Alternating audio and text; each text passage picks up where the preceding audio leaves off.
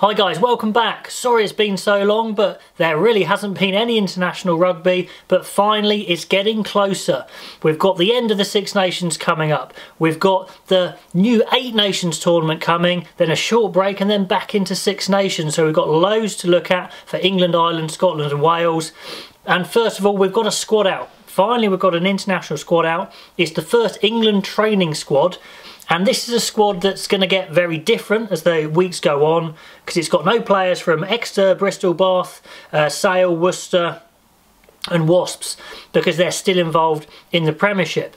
But what it does give Eddie Jones a chance is to have a look at players that he would not have had a chance to look at before.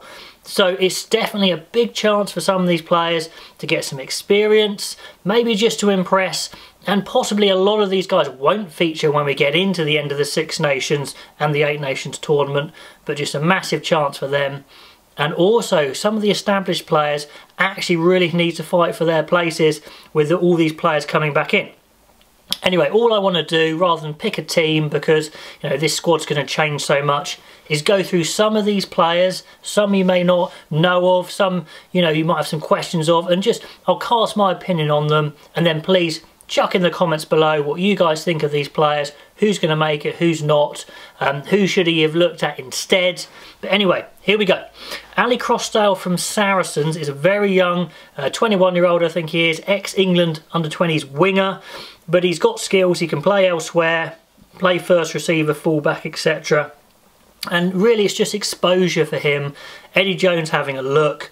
Maybe there's some other wingers he could have looked at as well or instead. Ben Loader springs to mind, but Crosstale gets the first chance to impress. Going down, Elliot Daly, no surprise, been playing fantastically well for Saracens. Really nailed down full-back as his specialist position. Sure, he can slot in elsewhere, but I think he's improved. He came under criticism for not really having the skills to be a full-back, but I think he really has developed those. Although at international level he still needs to consistently show he can defend and play the high ball game. Anyway, Fraser Dingwall's back in there, already been looked at by Eddie Jones. Real defensive master, a fantastic coach's player I would say. Does he have the physical abilities to make it at international level? We will see, but he's back in. Nathan Nerle, another player that Jones has had a look at in the past. He's been out for injury for a while, he's back in now, says he's as fit as ever. He needs to show that he's got the other parts to his game. The physical parts are there, has he got all the skills as well? That's what Eddie Jones will want to see. Farrell of course is in there, training, he's still banned from matches at the moment, but certainly he's got things to work on. Tackle height of course, and if he's going to be playing 12 he needs to work on his carry height as well into contact. So a fair few things for Farrell to actually work on, even though he's the captain, so he will play when he's available. Then we've got George Ford. Very interesting. George Ford and all the Leicester players have clearly been struggling. The team's been struggling. Sure, Saracens are bottom, but actually Leicester are the weakest team in the Premiership this year. And George Ford's stature is going to suffer from that for sure. So he's got to impress. And of course, defensively, that's where his big gains need to be made. He's got to make his tackles. He can't let guys through. Piers Francis is back in. He's been really a favourite of Eddie Jones. So he's got a chance to try and get his way into the big squad when it's everyone's finally available. Furbank, you'll probably remember when Furbank made his debut in the Six Nations, it went very badly for him. Maybe he shouldn't have been chucked in there on such a wet day, I think it was. But he's a solid player. Can he get back into the squad? Willi Heinz was England's #2 in the World Cup.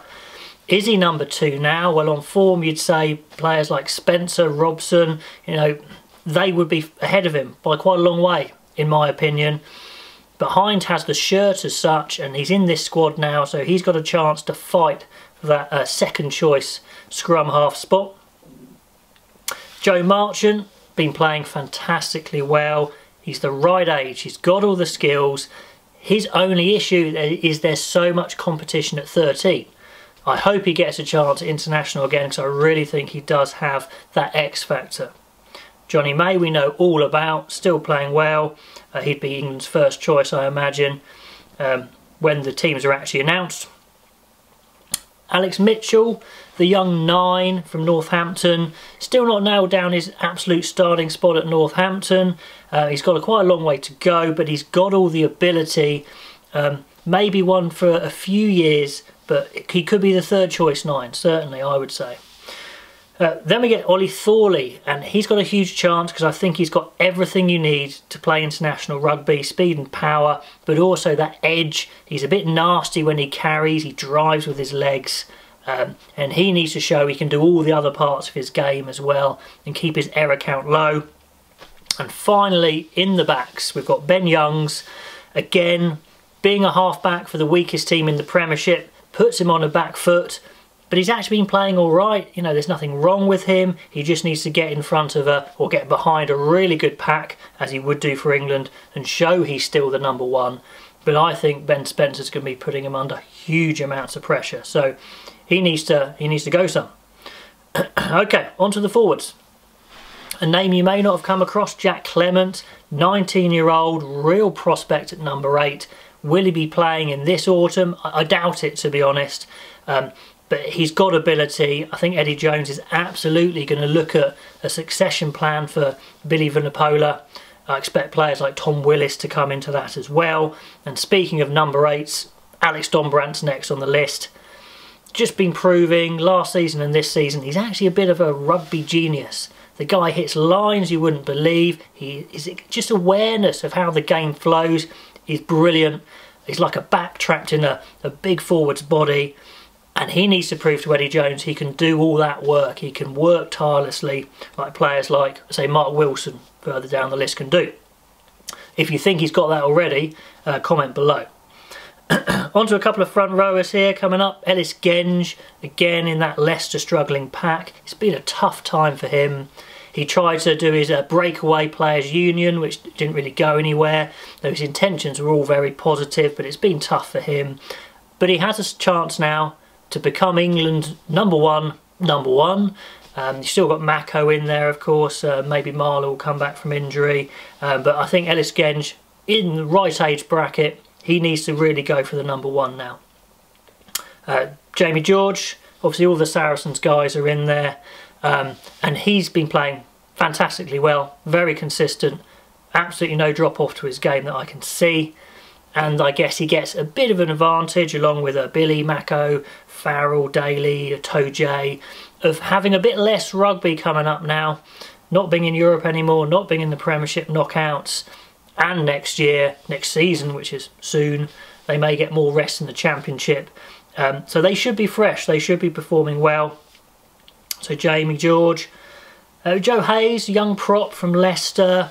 I think he's got a long way to go. He has struggled in some of the senior games so far, but for props, it takes ages for them to mature. So, you know, long-term project on Joe Hayes, so that's absolutely fair enough. Toje, just been amazing. One of the best players in the Premiership and in Europe. Probably the best second row in the world at the moment. Just been outstanding, as he normally is.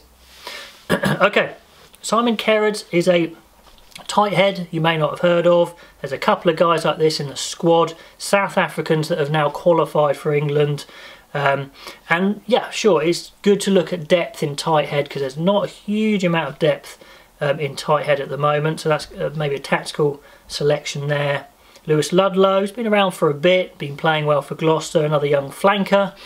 But there's loads and loads of young flankers around, so he's going to really have to go some to stay in this squad.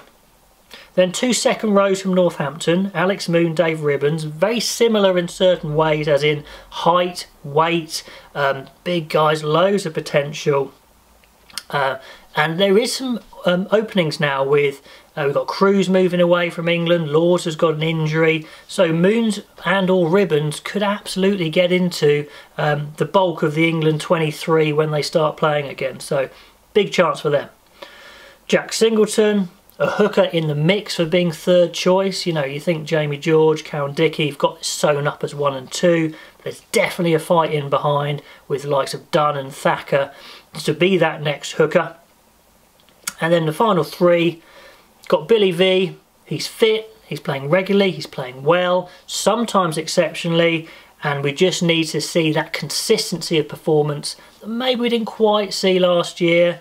Sure, it's been tough with injury, but he has admitted himself his head wasn't quite in the game in the World Cup, it wasn't quite in the right headspace, so hopefully he can come back and prove why he is England's number 1, number 8. Yeah, he certainly is at the moment, but yeah, there's a big chance for him to come back to his best.